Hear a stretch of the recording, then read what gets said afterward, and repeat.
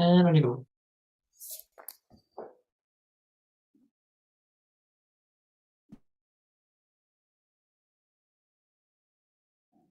There you go. There you go. Finally worked out how to work mute. Good evening and welcome to Gersnet Weekly Podcast. It's a special podcast that's going out on Tuesday, the 31st of January. Welcome along. It's myself, John McCallum, hosting tonight, professional as ever. And thankfully, I'm joined by Craig Ray, who is professional and will help raise the standard of this particular one. This is episode 240, which is quite a thought. There's an awful lot of these we've done. Craig's been in about the last 30 of them, I think. You've been prolific recently. It's very good. So this is the independent podcast made for fans by fans, and the content is free. It's not just a podcast we do here at Gersnet. There are a forum, there's articles, social media. There's a history archive on the website. And I would also ask any of you, if you enjoy this, share it, let people know about it, let other people there, and promote us in any way you can. We'll be very grateful. So before I introduce you to Craig, I just need to have a quick talk about Forest Precision Engineering, who are a company that kind of help us put this together, help finance this. They've been a big commercial supporter of Rangers for many, many years. And we're delighted that they're backing the Gersnet pod. Now, you can find out more about Forest Precision Engineering by visiting their website, which is forestprecisioneng.com. Now, what might be of more interest to you is the Forest Precision Executive Lounge. It's a stunning new hospitality area within the main stand at Ibrox. It's available to book. It's a unique space, and it's something that I think any Rangers supporter would enjoy. So if there's somebody you want to treat, even if it's just yourself, then we would certainly recommend you have a look at that. You can find out more about it by emailing the club directly at hospitality@rangers.co.uk. Okay.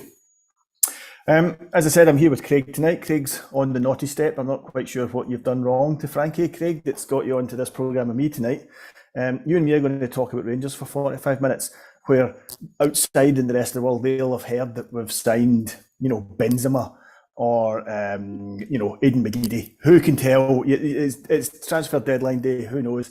A little disappointed, Craig, that you're not actually standing in the rain in Mulgai, outside Auchenhowie, just waiting to see who's going past in the car. But it's good you're with us anyway.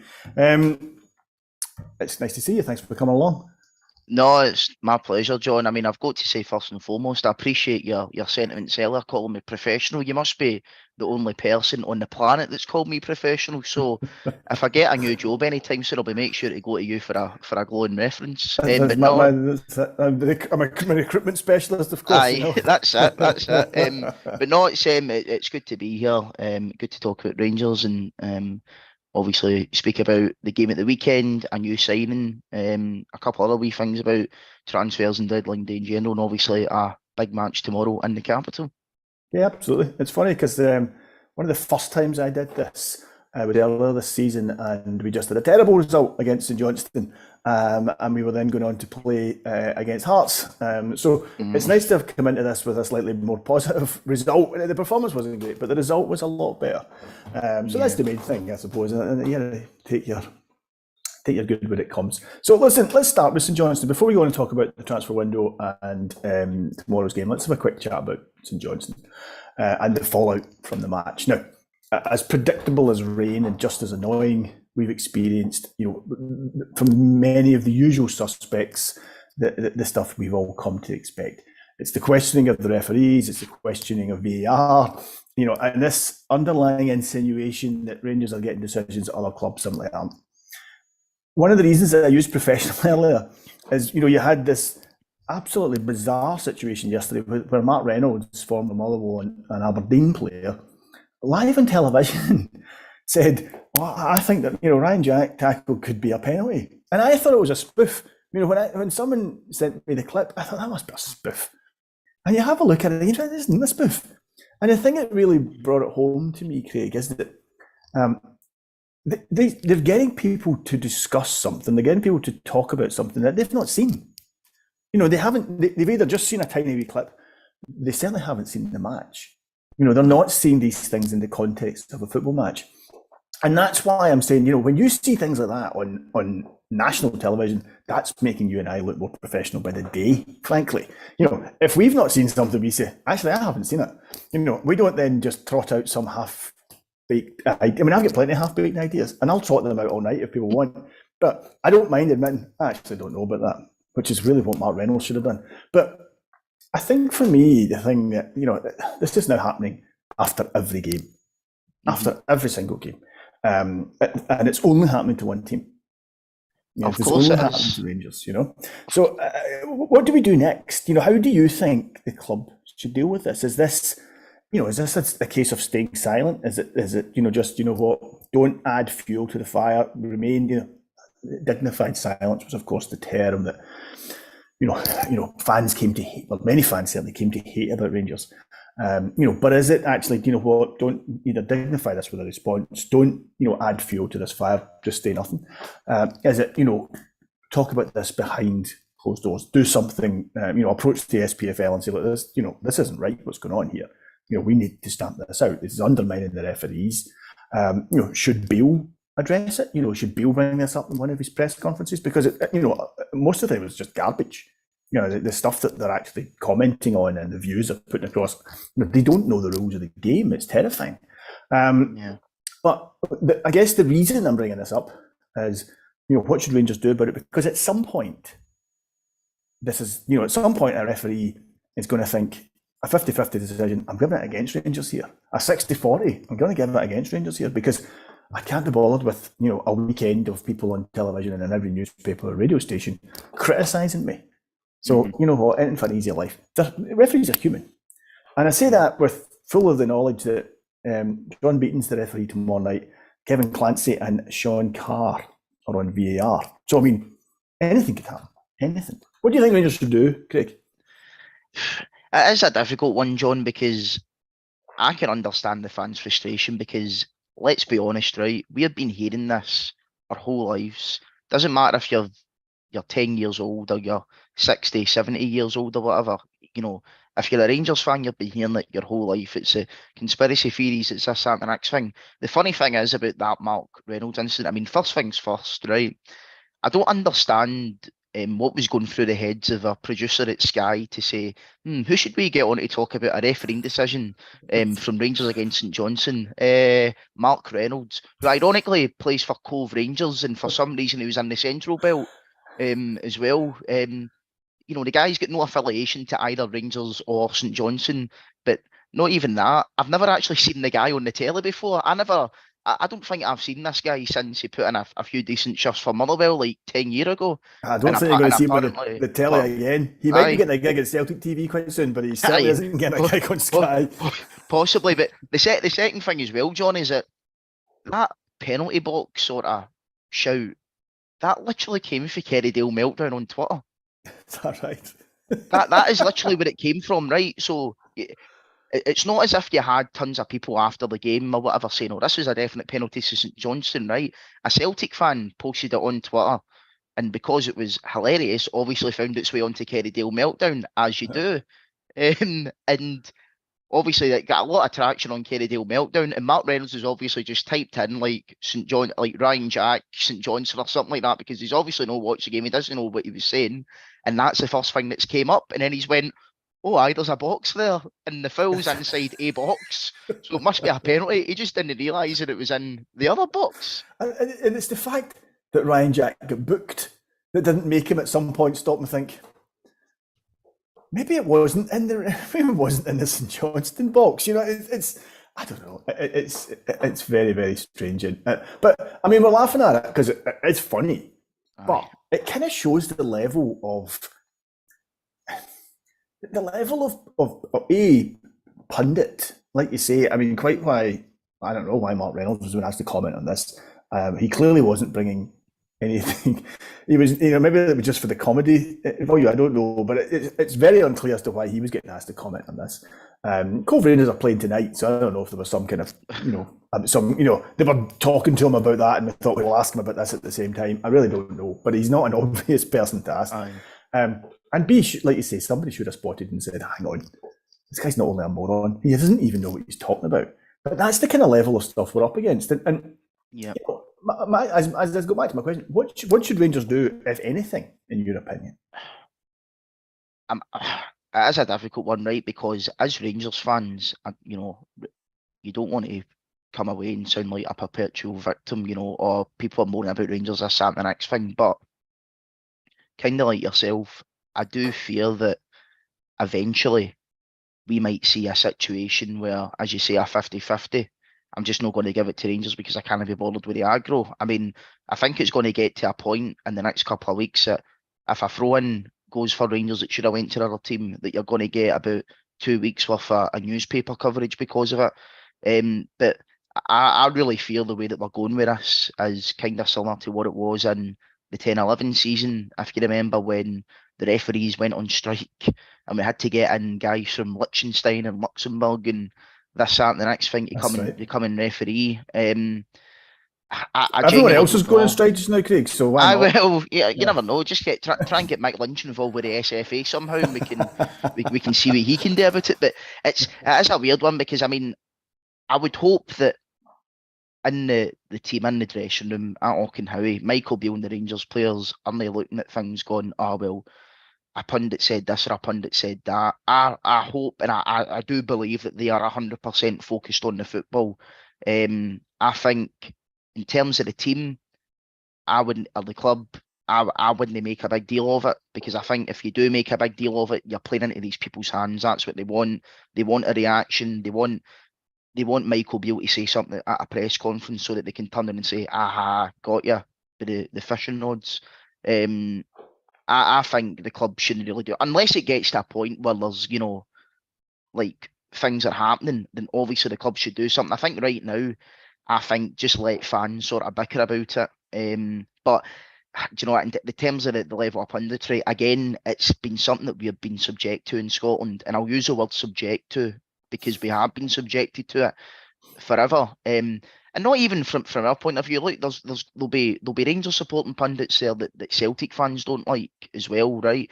And we know you'll get your Rangers ones that will try and wind up Celtic fans sometimes as well, as you do with the Celtic ones. It's the way it is up here. But I just think you look down at England and you look at the likes of Monday Night Football, Carragher and Neville, big rivals at Man U, Liverpool. You look at the detail that they put into their tactical analysis, their statistics, etc., etc., etc., and they were rivals on the pitch for years. I mean, you'll get a couple of digs now and then. Do you know what I mean? But it's like it's funny, and you can tell them not being genuine. But like up here, I mean, when you've got, as we call them, the usual suspects, it's just it just seems to be about making headlines up here rather than talk about the football. And all football fans want to do is talk about football at the end of the day, and I think we should try and stick to that. But we can't with the level of punditry that's going on here.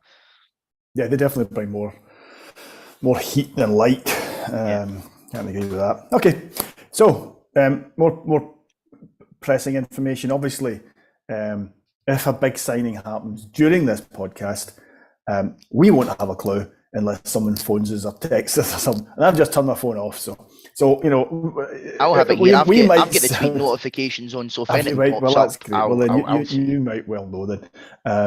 But certainly, it's been what's been said, what's coming out from people who are an awful lot closer to the club than I am, is that's the window closed for the club.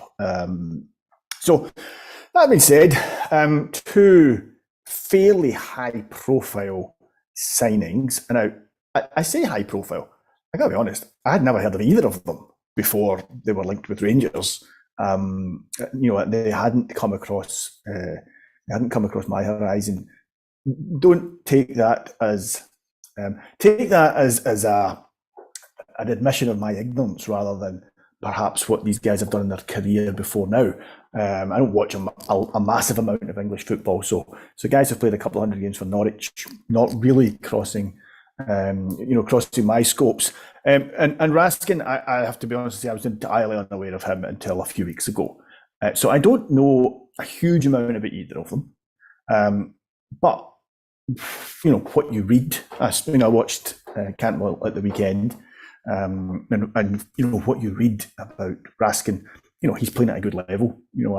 We've beaten most Belgian teams that we've played in recent years. So, he's at a level that's certainly of a par with Scottish football. It's probably a more competitive league than we are playing in.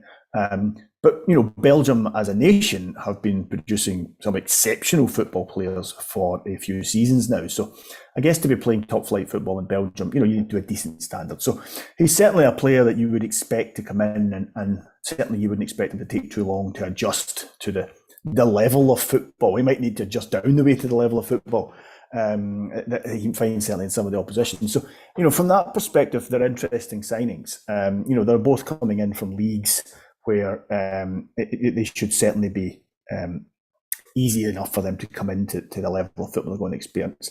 Neither of them will have any experience of playing for a club as big as Rangers. Neither of them will have any experience of the pressure that comes, the weight of the jersey. So, that'll take a little bit of time for them to adjust to. Cantwell's coming up from England, so there should be no issues settling. Brasson's got to come over from Belgium. I just imagine, like most Belgians, he speaks very good English. But he still has to adjust to a new city, a new country. So you've got to give these guys a little bit of time to settle in. But overall, as I've kind of two main bits of business, are you satisfied? Are you pleased? What's your thoughts on what Rangers have done? I tell you something, if you offered me what we've got now at the start of the window, I would have 100% bitten your hand off for it, because the two players that we have brought in, and Michael Beale has alluded to this in press conferences and whatnot recently, they're guys that fit the profile of players that Rangers should be going out to sign. We should be going out to sign, young, hungry, dynamic players that we can build up and then eventually sell on in a 2-3 years time and make money on and recycle. I know a lot of people don't like that. We don't want to be seen as a selling club, but unfortunately it's the way things are. So we just need to accept it, unfortunately. But we've not done that recently. I mean, you look at some of the signings in the summer, most of the signings were new contracts given to older players. We'd obviously signed Yilmaz and Matondo, who are more project players. Neither's worked out so far. I know Yilmaz has had his injury concerns, and I do think he will come good eventually. But right now, it's not worked out. Matondo just seems that now he's completely frozen out under Beale. Who knows what's going to happen with him? So we spent a big chunk of money on two of those guys. So it's imperative that we get these two signings right. And I think we have got them right. I think, Raskin's someone who we were after in the summer when Gio was there as well. And,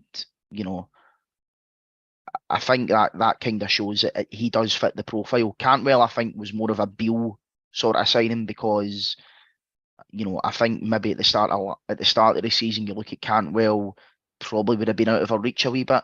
With the wages that he would have been on at Norwich and a year left on his contract. Obviously, Michael Beale spoke to him, and Michael Beale's been able to convince him to come to Ibrox.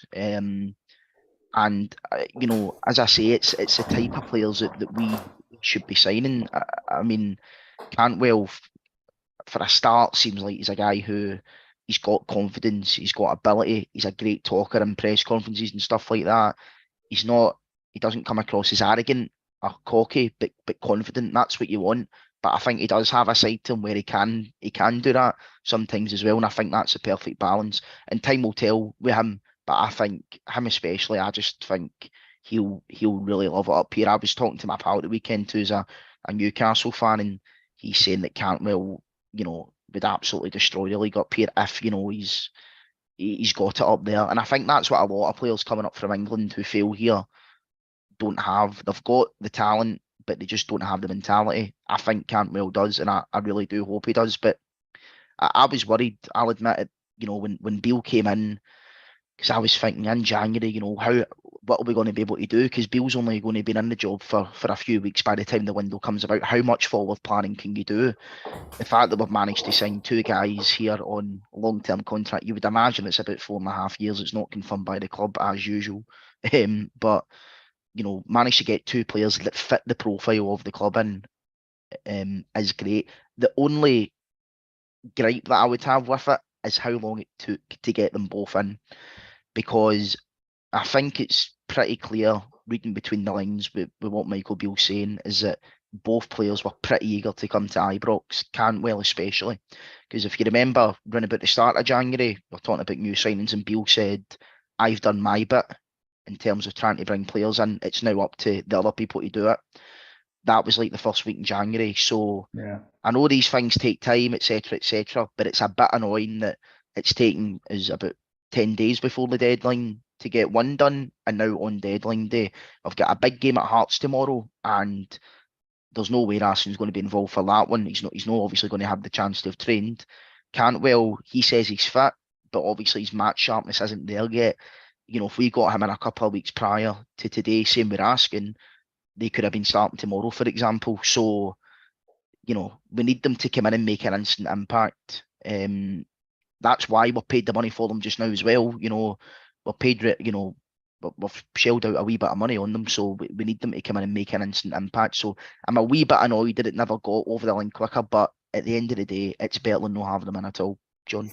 It's interesting what you say there about spending money on them. I've you know, on the Gersnet forum, there are some people criticising the club for spending money on a player you'd have got for nothing in June. You know, and with every penny being a prisoner just now, you know, I've seen that criticism thrown, and I've also seen people say exactly the opposite. No, get them now. There's 2 cups to play for, and this league's not over. So, you know, the team needs strengthened. The team definitely needs, particularly in midfield, the team needs strengthened. And so from that perspective, you know, it's difficult. It's difficult to keep signing guys for nothing. And it's very difficult to find guys you can sign for nothing in January. So, you know, it's a strange one, but, you know, it's a worry that we have to spend money that we might not have. But I think financially we're probably as strong as we've been at any point in the last 10 years. No, we are. That's the thing, John. I mean, I understand people's concern over, or, you know, why we're spending 2.5 million on someone that we can get for free in the summer. Do you know what? I think first and foremost, that tells me that Rangers fans aren't going to take any nonsense from owners and directors anymore. And, you know, I think that's a good sign, because after what's happened the last sort of 10 years or so, the fact that Rangers fans are actually looking at this sort of stuff now, I think shows you how. I think it's a good thing, because if you're wary about what's happening at your club, how things are going, we'll never get into that situation that we did back then. So that is good. But on the other hand, I think a lot of people need to sort of chill out a wee bit. We should be spending, you know, this money on players sometimes, because, as you say, we're in the best financial position we've been for ages. We get skinned, 60 quid a skill for the Champions League games, to get battered in all of them at Ibrox. Europa League runs, qualifying for the Champions League, 2 record sales in the space of 6 months. Yeah. You know, and also as well, I think a wee bit of a statement, you know, going out and showing the other half of the city, well, you know, you have spent X amount of money on this, that, and the next thing. Well, we're going to do that as well. And now we're now only getting in a position where we can be closer, sort of going on par now with Celtic financially than what we've been before. So the time for, you know, penny pinching and you know, trying to get free transfers, etc., for me is over. I think if you can get guys in at a reasonable price, and I do think it is a reasonable price, the way that I look at it is we're paid, I don't know, 4.5-5 million quid to have these 2 signatures secured, because who's to say that in the summer they're going to choose to come to Rangers in a free? We don't know that, because they could get multiple. A lot can happen. A lot can change. So that's the way that I look at it. No, that's true. A lot can happen in 6 months. I haven't actually seen what we paid. I did look, but I haven't seen what we paid for Cantwell. Has that been kept quiet, or am I just the club are looking at the wrong websites?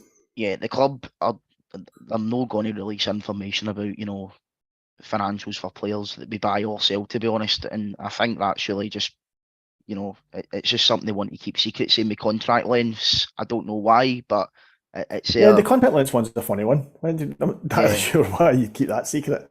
I don't get it. I mean, it's not always been the case. I think it's a bit of a Ross Wilson thing, but it's weird because Ross Wilson at the start has done it. It really only seems to be this season that sort of went from 3-year deal, 4-year deal to long-term deal. I don't know the thinking behind it because, if a club's interested in a player, they're going to find out how long he's got left in his deal anyway. Aye, his agent will tell you. Yeah, Aye. and it just gives the fans a wee bit more sort of, more answers in terms of how a deal's structured. So I don't know. Rangers are wanting to keep all that information private. I suppose it keeps the sort of the cranks and the East End sort of gossiping and stuff like that. But they're not releasing their finances. It's admin too. Again, it's just not something that they release. I mean, but we'll see it in the accounts. And you normally find out for sources from the other clubs. I think they've paid between 2 and 2.5 million quid each for them. Really? I don't think it's far off. I don't think it's far two, off. 2 to 2.5 million quid for Raskin. Aye.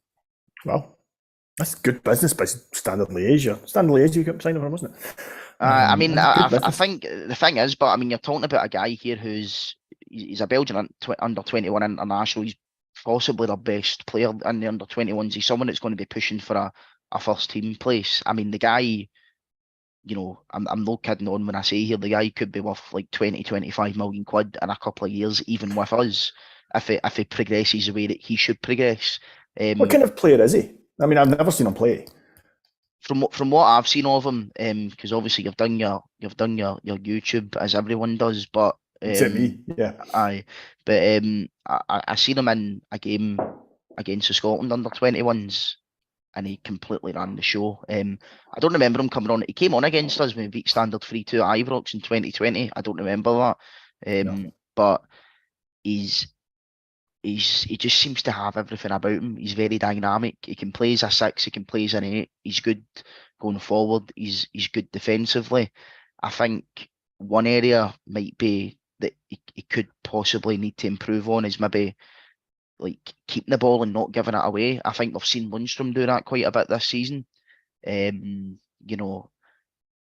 that's obviously been frustrating. So people are saying if that's one part of his game he needs to work on, it's that. But I think he's there to sort of play in front of a Jack or a Lundstrom, So I would say an ideal midfield for him would be Jack or Lundstrom, Raskin, and then Tillman, Hadji, Cantwell, whoever in that number 10.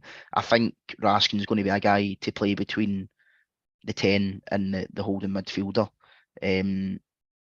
So someone who will complement Jack, someone who will complement Lundstrom, someone who will complement Kamara. Is he? Right. He's got the guy's got energy. He's no, Kamara I think's a great technical player, and I'm not saying Kamara's lazy or anything like that, but he can seem a wee bit slow sometimes, Glenn Kamara. I know exactly what you mean. Yeah. But Raskin's the type of guy, he can be a bit of a pit bull at times as well. He does get stuck in. He's not afraid to go in for challenges. He likes a booking. Well, he's going to get some in this country.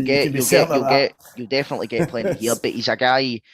I mean, you look at the teams that were interested in him. You're talking about reasonably level, decent Bundesliga teams. I think Wolfsburg, Stuttgart, Marseille are maybe on our level in a sense in terms of size of club and stature in Europe and stuff like that. So that's the kind of level of clubs that we're looking at this guy. So we've fended off a few decent teams. Certainly not like your Man Cities or your Liverpools or your Chelseas, but no, we're never going to be in the market for those types of players. Do you know what I mean? But that's what I mean. I think for him anyway, he's probably looking at it. I can go to Rangers and use it as a stepping stone to maybe get a move down to. Yes, I think you have to be realistic about that. I think you have to look at it and say that's probably the bigger plan. But okay, in the meantime, let's enjoy him. Let's enjoy him, exactly. Yeah. Were you surprised that nobody, as far as we know, has left other than Charlie McCann? Did you expect to see some people go out the door? Not really, just because of how sort of threadbare the squad's been. I think really you're looking at the young players that don't really play, that would be sort of getting moved out, and there may or may not be things that happen tonight, but it's not really going to be anything that affects the first team. I think there was, you always heard talk about maybe Kent or Morelos leaving because they've got 6 months left in their deal, but I couldn't see us selling those guys with 6 months left in their contract when you've got still a lot to play for in the last half of the season. It would be, you know, I don't think the league's going to happen for us this season. It's very, very unlikely. But I think if you sell a Kent or Morelos and you don't replace him at this stage to take the money, I think that's a complete admission from the club that we're not going to do it.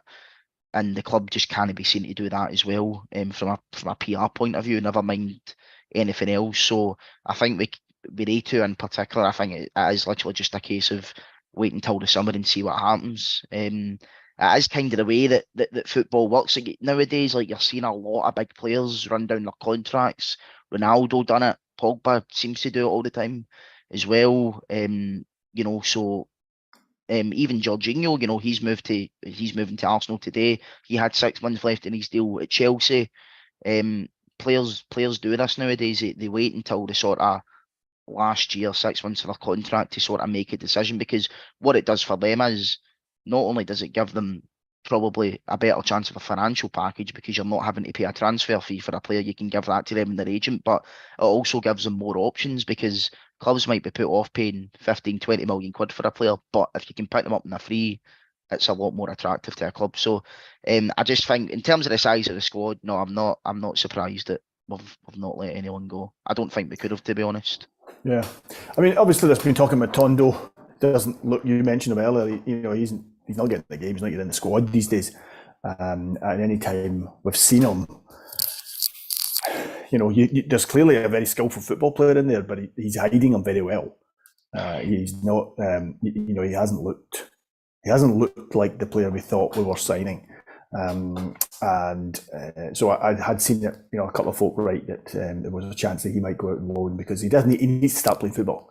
He needs to find a level and play regular games. I noticed the lad, Ahmad, boy we signed last January from Man United, who's apparently having a very good season for Sunderland. Mm-hmm.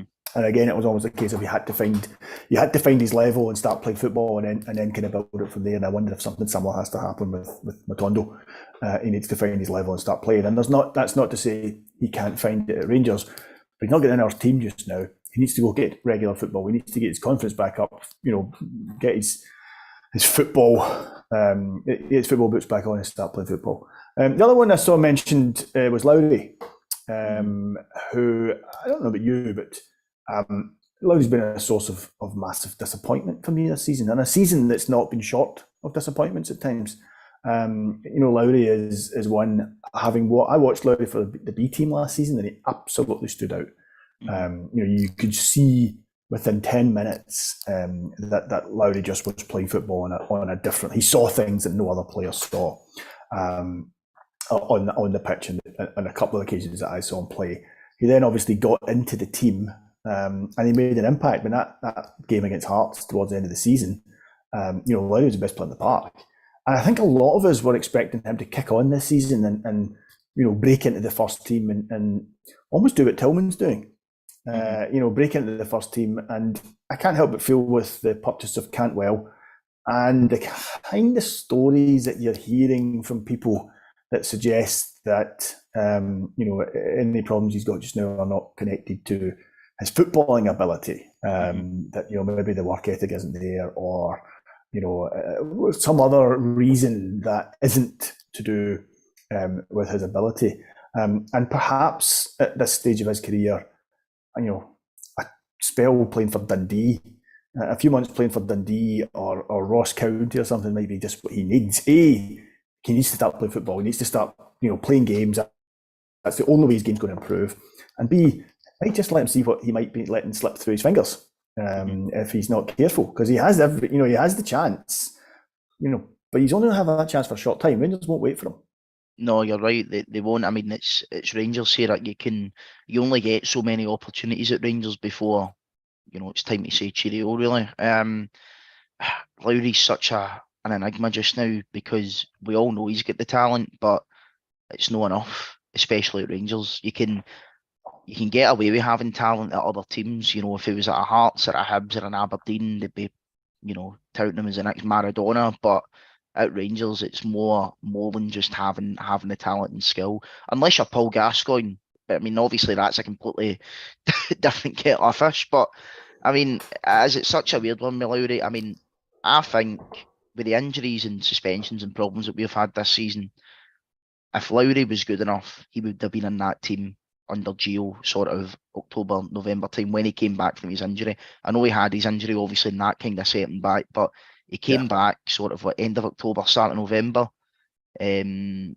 he never really kicked on and made an impact. And even then, since Beale's came in, Beale, if you remember, for his first maybe 4 or 5 games, actually had basically the same squad that Gio did at the end, because we still had the same injuries and whatnot. And Lowry was fully fit. He'd been to Dubai, done his rehab and whatnot, and he was fully fit, match fit, ready to go. He started the game against Motherwell. He was okay. He didn't do anything bad. He didn't do anything great. But again, he couldn't find his way into the team. And now we've got guys that are back. We had Roof back for a while. We've got Cantwell and Hadji's now back. We've signed Raskin, who can obviously play in the midfield. Jacks came back as well. So that's the thing. It's like, once you get your chance at Rangers, you need to take it. You need to take it. You need to grab it by the scruff of the neck and take it. And I don't know why he hasn't done that. And I think a lot of people kind of simplify it as, oh, he's great, he's this and that thing, this and the next thing, just play him. It's no simple as that. And no, it is not. What I'll say as well, your 3 managers have now managed Lowry. You've had Gerrard, Gio, and now Beale. And under those 3 managers, he's not made the impact that people expect him to make. So for me, I think people should maybe be looking at the player more than anything else now. But I still do have high hopes for him. I think a loan move would be the best. I know Beale said he wasn't going to go out on loan, but we'll see what happens. But I definitely hope he can get game time and kick on eventually.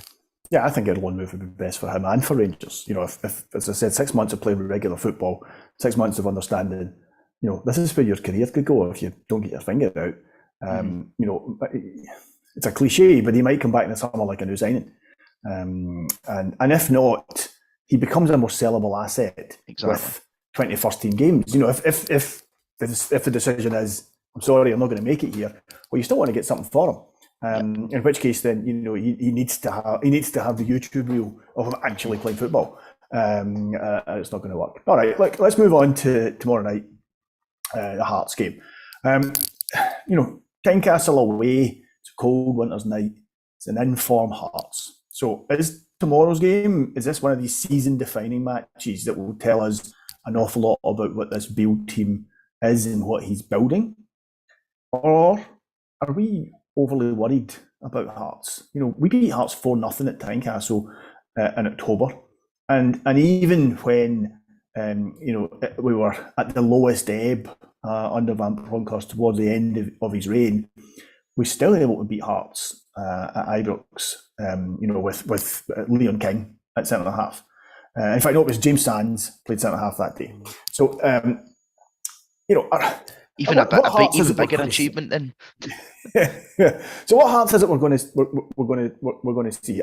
Should we be going there nervous because they're in such good form and Tynecastle's a tight ground? There'll be a big crowd in there. It's going to be, it's blowing a gale in Glasgow tonight. I don't know what it's the forecast for tomorrow night, but I doubt it's nice. So, should we be nervous or should we be saying, it's Hearts? They're third, they're 20 points behind us. This should be a game we take in our stride. What do you think? It should 100% be a game we take into our stride. I mean, look, it's natural if you're going to be nervous before visiting Tynecastle, especially midweek, because it's one of those games, Easter Road, Tynecastle, Pittodrie, for me, they all have a similar effect. It's the ones that you look at the start of the season and you go, we could drop points there. It's very plausible. But I've actually got a pretty decent record up there recently. The last 3 games off the top of my head anyway, 4-0, 3-1 with the B team, and then 2-0 last December under Gio. And we've dominated the last 3 times we've went there. Obviously there is this is, they're in form, this Hearts team, but and they are third in the league. They are the best of the rest in Scotland, but I do think the standard of the league right now is very, very poor. Yeah. You know, they are in decent form. They'll be in high spirits. Why wouldn't they be? They battled Hibs a couple of weeks ago. They thrashed Aberdeen, which is very funny. You know, so they will have a threat. You know, when Celtic went there, October I think it was, the 4-3 game. You know, they should have got something out of that. They played really well that day. And they were a wee bit better against us in Gio's last game at Ibrox before he left. So, look, it's always going to be tough games against Hearts. They've obviously got a guy there in Shankland who's going to be a threat. He's just broken the 20 goal mark. You know, he's someone he's kind of like a classic SPL striker. You know that, and I don't actually think he scored against Rangers. So maybe I'm tempting fate a wee bit here. You said that out loud. Getting people worried. But he might. I know he played for Queens Park when we were in the third division, so he might have scored against us then. I don't know. Hopefully he did. I don't think our paths crossed at that stage. But he's a great striker. You know, Hearts. You know, are the best of the rest. But we should be going there to win. Do you know what I mean? And in terms of season-defining games, you know, normally you would think yes, but do you know what? Michael Beale, since he's came in, 10 games, think about how many of them, what I would call proper tests. First game against Hibs, you know, he comes back from behind twice. Aberdeen away, Aberdeen in the Cup, Kilmarnock away on the plastic pitch, and St Johnstone away in the Scottish Cup. That's 4 games there. 2 games you're always going to get really tough. The Aberdeen and a game at Hampden, which Michael Beale lost the last time he was in charge, and Aberdeen at Pittodrie, which Michael Beale, when he was previously at Ibrox, dropped points in plenty of times as well. St Johnstone away, well, look what happened the last time he played St Johnstone in the Scottish Cup under Gerrard and Beale. We passed that test, and Kelly, we don't need to tell you about the record that they two had, you know, when Steve Clarke was the manager there. So there's been 4 tests, you know, so far. He's passed them all with flying colours. You know, they never had the best record at Tynecastle under Gerrard before. So hopefully we go there and, you know, Beale gets a win. And, you know, for me, that's 5 major tests that he's passed. And even the Celtic game, you know, obviously we didn't get the result, but I think the performance levels were there that day to show what we can do. So, you know, at the end of the day, we're Rangers. We've got a bigger budget than them. We've got better players than them. We should be beating them, but it will be a tough game. Yeah. You mentioned Shankland and the season he's having, which is, you know, he's having an exceptional season, as you said. Is he someone Rangers should have looked at signing? You know, a guy who can score goals in this league, a guy who knows the league and knows the teams in it. You know, he scored for Dundee United in this league. He's scored for Hearts. Clearly, he's having a very good season with Hearts. You know, we've signed guys from other SPFL teams, you know, over the years. You know, guys like Billy Dodds, who come in and did a really good job for Rangers. And Billy Dodds was a journeyman player. You know, a journeyman, you know, SPL league at that time.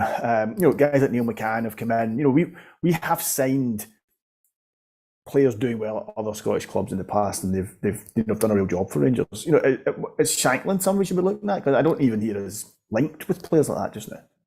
Yeah, I don't think he's someone that we should be looking at personally. I mean, he is. I think Hearts is his level, which isn't a bad thing. Like, he's a quality player in the league that he plays in for the club that he plays in, and I think he's got the armband now at Tynecastle. So, you know, fair play to him, he's done well. But in terms of Rangers, it's a different kettle of fish. You know, in terms of quality and standard, I don't think he's what we should be looking at. Even age as well. You know, I think he's 26. He's not old, but I think he's definitely not old if he's 26. But I think if you compare sort of players that we might have, I won't say missed out on, because I don't even think we've made bids for them, but you look at your Doigs, your Hickeys, your Lewis Fergusons that have gone on to do good things, and well, all 3 of them have went to Serie A and done pretty well. Yeah. They were about 19, 20, 21 when they got their moves to that level and then built up. I think these are guys that have got serious talent, whereas Shankland, it's taken up, you know, Queens Park. He was at Aberdeen for a wee bit as well, people forget. I think Aberdeen released him. Was it not? Yeah. Was Aberdeen not where he started off? I think it didn't work at Aberdeen and they released him. He ended up at Queens Park. I think he was at United for a while. Yeah, that's right. He was doing it as well. Forgot about that. Aye. And he was scoring a lot of goals there, and he had a wee spell in Belgium. I think he spent That's right. a couple of season or two in Belgium. Look, it's. I don't think anybody is going to get very excited about Rangers signing players like Lawrence Shankland, but at the same time, we do need Scottish players in our squads. Yeah. We don't have a Scottish forward just now, anyway, it was. I just put it on see for that, John. I mean, obviously, the filling the quotas, that's where the B team should come in eventually. I think that is the aim for the club, that, you know, in terms of filling the quota, we can basically have a youth setup that, you know, at the very least provides the club with good squad players. Because I think if you can produce even good squad players that are coming through the youth ranks, that's still decent, because it means you're not having to spend money elsewhere. I think ideally the way that the B team's working, you know, I think Rangers want it to be they produce their talent from that. You know, hopefully they can build at least good squad players from it, if not great first team players from it. And then if you need to go and get the best from Aberdeen, the best from Hibs, the best from Hearts, you do it. But I kind of mentioned earlier as well, the standard of the league, you know, we're not talking about a Lawrence Shankland here that scored 20 goals in a Hearts team even 10 years ago. Do you know what I mean? When, you know, there was a Hearts and a Hibs, you know, and an Aberdeen that were all doing well, and the league was more competitive and stuff. But they're like still the teams we need to beat. Of course. Those teams, no matter what level they're at, and you know, you need a player or players that can put the ball in the net. And that's something we've been missing recently. You know, Wales teams are playing nicely, but we don't kill teams off. No, anyway, I'm not here particularly promoting Shankland just because we're playing them tomorrow night. I mentioned he'll be the next sponsor. He'll be making the next podcast happen. We've probably signed him just now. He's probably standing outside Monty Park just now. Anyway, stay with Hearts. You know, how do you expect Hearts to approach this? It's interesting. You talked about the game against Celtic, where the 4-3 game, which they should have got something from, and they were quite bullish in that game. I thought they had a go at Celtic. Do you think it will be the same against us? Do you expect them to come out and go at it from the first whistle? Do you think this will be giving Rangers possession for allowing us possession, for the first first 20 yards into their half, and then the low block, as so many teams do against us, trying to hit us in the break? What do you expect from Hearts tomorrow? How do you expect them to line up against us? I think they'll go for it. I really think tomorrow can be a cracker of a game. I'll be really disappointed now that I've probably jinxed it for a 0-0, but I can really see tomorrow. Well, it's going to be 1-0. I mean, like Shankland's scoring against us tomorrow. Well, that's it. I'll never be invited back on after that. But no, I think Hearts will go for it, and I think that will actually suit us better in a sense. It depends how they go for it, because there's two ways. I think you look at the way that Kilmarnock went for it against us a couple of weeks ago. That was like long balls into the box, the next thing, which we were really, really uncomfortable with. And, I think we deserved to win in the end, but Kelly certainly were the better team in that first half. I don't quite think Hearts are wanting to do that. They are a team that do press quite well, in fairness to them. They managed to match Celtic for, 75, 80 minutes, which I think for them anyway is quite impressive, considering you look at how much hard work those players do there. But I think they'll come out for it, and to be honest, I think if Hearts come out and play football, it'll probably suit us a wee bit better, because I think that's when we're at our best. I think you look at the European performances, when you've got two teams coming up toe to toe playing similar football, if you know what I mean. I think that's what will suit us, because if I've got players there like Cantwell and Kent that can find the gaps in between, I think it'll work really well. And again, you're hoping that maybe they put a man forward a wee bit too much. We'll probably start Sakala again tomorrow, and he's got pace to burn. So does Ryan Kent. So I think it'll be a great game. I think you're going to see two teams that go for it. We'll certainly go for it. Obviously we will, but I think Hearts will as well. And I hope they do, because if they do, who knows, we might even get a similar result as we did the last time against them. Yeah, I think like you, I'm hoping that they'll come and have a go as well. I think that would suit us. I think if they play defensively and look to hit us on the break, that doesn't suit us at all. Yeah. You said something there about Sakala coming back in, and I was going to ask you that as my next question. Do you see any changes to the team from Saturday? So you think Sakala will start tomorrow night? I think he'll start tomorrow night. I know Michael Beale said that, obviously, congratulations to him, he became a father over the weekend and stuff like that. But at the end of the day, he still played half an hour. So I think if he could have started, he probably could have started. Sorry to burst that bubble, people, but I think that was with tomorrow's game in mind, to be honest. I think in the big games recently anyway, Sakala started all of them. The St Johnstone away, Kelly away, the both Aberdeen games, the Celtic game. Sakala started all of them. He's probably been the best player since Beals came in. And I can't see that changing tomorrow. So I certainly see him coming in. Any other changes? Who for? Who's he coming in for? Cantwell. I can't see him starting. Cantwell dropping the bench. I can't see him starting. Not because he played poorly or whatever on Saturday. I thought he done well, but I just think that his match sharpness probably isn't quite there. He's certainly a great option to have coming off the bench if we need a goal or whatnot, and he can certainly find spaces and sort of tight holes. But I think he'll come in for Sakala. One change that I would make, I don't know if we will, that's Cholak for Morelos.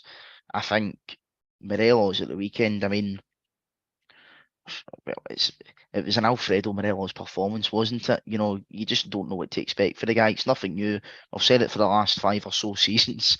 Some of the chances that he missed on Saturday, my God, I mean, ridiculous. It was like getting back to 2017 level. Alfredo Morelos, sort of the way that he was going at the weekend, but then he provides that assist for the goal.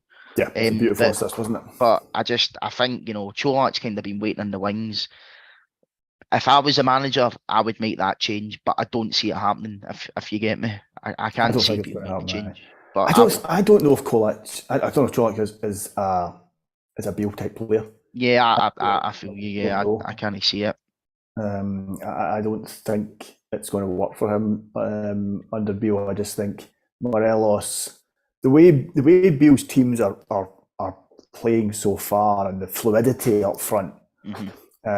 Particularly for Kent and whether it's Sakala or Cantwell or Tillman, but the movement they have been afforded, the ability to swap wings, the ability to come in narrow, they're not being allowed to do what they want, but it was so rigid under Van Bronckhorst and so regimented how they played and stay wide and get the crosses in, whereas they're being allowed to, and I think it's better. I think it suits them. It certainly suits Kent more.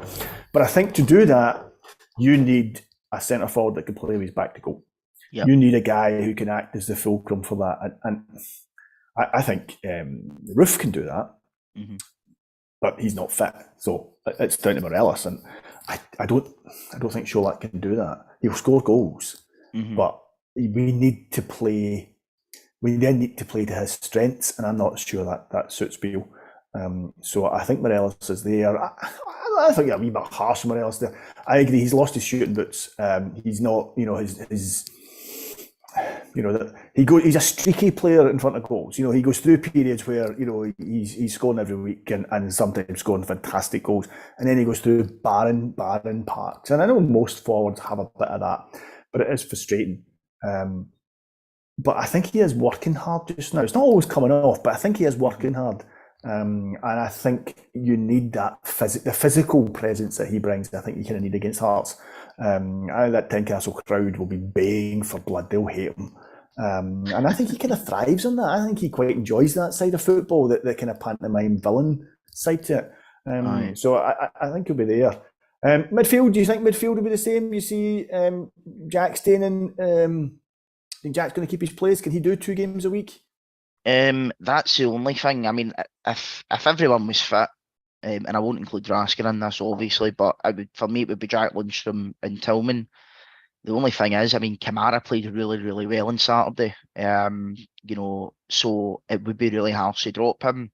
And then also you've got the added fact, is Jack going to be fit? I know Beale said yesterday he should be fit, he's hopeful, but you never know what's going to happen, because he did, after that challenge at the weekend, he was rolling about for a wee bit, and I was kind of thinking, Christ, here we go again, Jack 101 down injured. Hopefully he's fit. If he's fit, for me, he starts with Lundstrom and Tillman. I think that's the perfect combo that we can play tomorrow.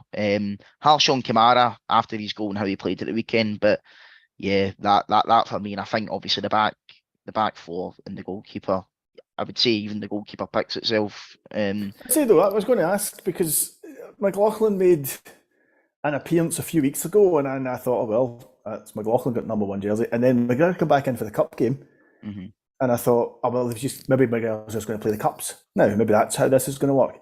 But McGregor's kept his space, and McGregor. I'm always loath to criticise McGregor because he's done so much for Rangers over the years. Yeah. But everybody could see 12 months ago that he is getting to the end of his Rangers career. He got to the end of his Rangers career in the summer. He got to play in a European final again. He got to come on at the end of the Scottish Cup final, and that should have been the time he left the club. He's come back in because we were unable to replace him, or I'm not really sure what happened. If McLaughlin or McCrory just simply didn't step up. Either way, it's one of these ones. It wouldn't surprise me if McLaughlin started. It wouldn't surprise me in the slightest. I can't quite decide how Beale's choosing who goes in goals just now. Yeah, I think if you look at both of them, I mean, I prefer McGregor out of both of them, but I can see why McLaughlin plays. I mean, I don't really think with either of them you're getting something spectacular, to be honest, but I think for me, McGregor's my preference out of the both of them. I think Beale mentioned it, the Dundee United game, that the way that Dundee United were going to play big high balls and stuff like that, McLaughlin could come out and deal with them. So that was in his thinking. I think it was the same with the Kilmarnock game as well, because McLaughlin was in goals for that one. Hearts, can we see them do that? We kind of touched on it earlier. How are they going to come out and approach it? I can't see them, hoofing long balls into the box. I think they'll be playing football, and I think, it's a big game as well. And I think in pretty much every big game between now and the end of the season, I think McGregor's going to start, unless he's injured or suspended or anything like that. Which, by the way, is a possibility because it's Alan McGregor. Absolutely, so he definitely could be suspended. He could be kicking players in the back again, and then that's true. Saying that he never touched them afterwards, which is the best part. Listen, last point tonight. Obviously, our form has improved immensely under Beale. You mentioned yourself, we've gone on this run. How much of that is down to having a settled back four, and in particular, a Goldson and Davies, who now look like a decent partnership. You don't have quite the same worries. We even now at free kicks and corners, I'm not sitting with my hands over my eyes, peeking through my fingers. An element of confidence there. And I'll throw this in here. Had they both been fit all season, Mike Van Bronckhorst have kept his job. In terms of your last question, I don't know. Maybe he's aye, maybe he's no. Who knows with that one? I think. I don't know. I'll let the viewers come to their own decision on that one. I genuinely don't know. Like, that's it. As we said earlier, unlike Mark Reynolds, if we don't know something, we just come in and say we don't actually know it. But no, I mean, like Goldson and Davies, the settled back four, certainly a settled centre half partnership. That is the basic requirements for any successful team. Michael Beale said, spot on at the weekend, building from the back. We've got a settled back five. That was one of the first things that he wanted to do. If you look at pretty much every single successful team in football, whether that's World Cup winners, European Cup winners, league winners at any level, they always have a solid defence. Most of them anyway, start from the back. So you need that. If you look at the team that won the league a couple of years ago, we conceded something like 12 or 13 goals over the course of the season. Mental statistics. You're never going to get back to those levels, but keeping clean sheets regularly, and being proud of keeping clean sheets. You look at Alan McGregor. One thing that people might criticise McGregor's ability now, but in terms of the guy's mentality, I mean, even if you're 7-0 up, and we concede a worldie in the last minute, he's absolutely apoplectic. He's raging because he's not got his clean sheet. That's the way it should be. I think when it's not been Goldson and Davies, I think you've seen players maybe if they've lost a goal, kind of like, we've lost a goal. They're not really raging. So that is the basics. And I think talking there earlier about successful teams mostly playing from the back. If you compare that to Celtic at the moment, I don't really fit. That's not their main focus as defence. Their main focus is obviously attack, try and get the balls to the creative players who will play in their striker and work hard. I think longer term, I don't think we'll see it this season for obvious reasons, but I think going into next season, if we can get a settle back five like we have now, I think that will put us in an excellent position, especially going into the Old Firm games, because I think if you look at Celtic, if they come up against decent to good attacking players and you put them under a bit of pressure, you can see them struggle at times. I don't think their defence is anything special. You've seen it. You've seen it in Europe this year. It's like any time they come up against half decent opposition, they seem to just crumble a wee bit. Unfortunately, we can only take responsibility for the fact that we haven't done that to them the last year or so. That's our fault. That's on us. And I'm really, really hopeful. Not even just hopeful. I'm expecting that, next season certainly we'll be back in for a more competitive. And that's the one thing that's really bothered me now, because you look at the form that we're in terms of the results. We're 9 points behind. I'm even thinking towards the end, even if we never get that draw at St Mirren, even if it's 7 points, what if it's 5 points or whatever, I think that last week of Gio's reign, dropping 5 points out of 9. If we never drop those 5 points, it'd be 4 points with 2 Old Firm games to go. And the way that we're going, if it's 50-50 going into the last 2 Old Firm games, it's up for grabs for anyone. And you're really in the hunt for a treble then. But I just think that last week, really gubbed us, to be honest. But sliding doors, Craig. Sliding doors. Indeed. If we hadn't had that wee bad period, then Van Bronckhorst would probably still be in charge just now. So who knows? Who knows? Listen, I appreciate you giving up your Tuesday night. I'm sure you had lots planned in the hideous weather that's going on outside here. The reason that this is meant to only last about 45 minutes is done the hour, and that's only so I'm hoping that it will get so late my wife will take the dog out and I don't have to take care of it when I'm finished this. It's felt like it's been raining for like the last 4 months here. Yeah. Like honestly, it's like every time you look at the window, it's bucketing it down. It's not the best. So listen, thanks very much for giving up your night, and thanks for coming on and helping me out with this tonight. If I can just remind everybody that the pod's available on a host of different platforms. It's on Acast, it's on iTunes, YouTube, Castbox, Stitcher, and on Spotify. There is a pod on Friday, I believe, and I think it's Alex and Stuart Weir who are on a Friday, and I guess they'll have a look back at the Hearts match.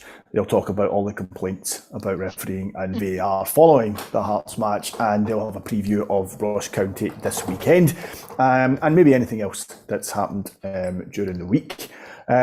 So just last thing for me is to thank Forest Precision Engineering again for their kind sponsorship, and to remind you about their suite at Ibrox. If you want to have a look at that, you go and look that up. It's worth the thing. I want to just finally thank Brian, who's been doing the producing tonight. Appreciate him giving up his Tuesday night to listen to me try and stammer my way through one of these. I appreciate you doing that, Brian. It was very good to you. Thanks for listening. I hope we're all smiling this time tomorrow night. And thanks for tonight.